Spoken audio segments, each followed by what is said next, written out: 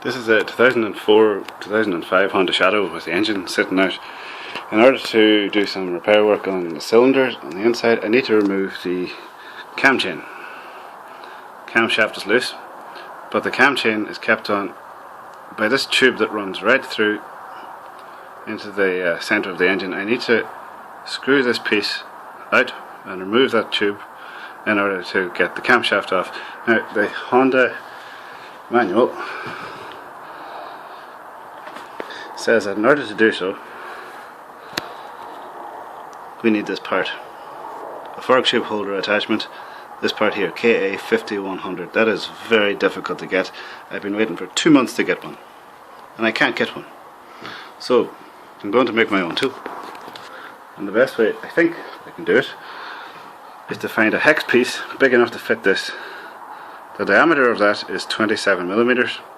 This is a piece of plumbing, I don't know what it is, that I picked up in a hardware store for about £3. I'm going to grind off this threaded part so that fits in there.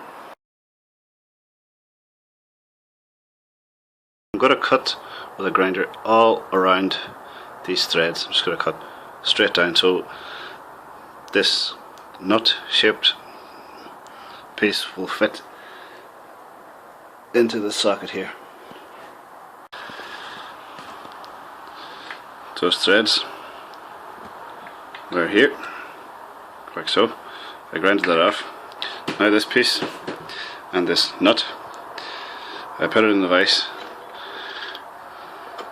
tied it down pretty hard, and use a big socket to screw this on. So this top nut is now firmly screwed onto this bottom part. And the best part is, it fits like a glove. Wait, yeah. Using the 24mm socket and a breaker bar,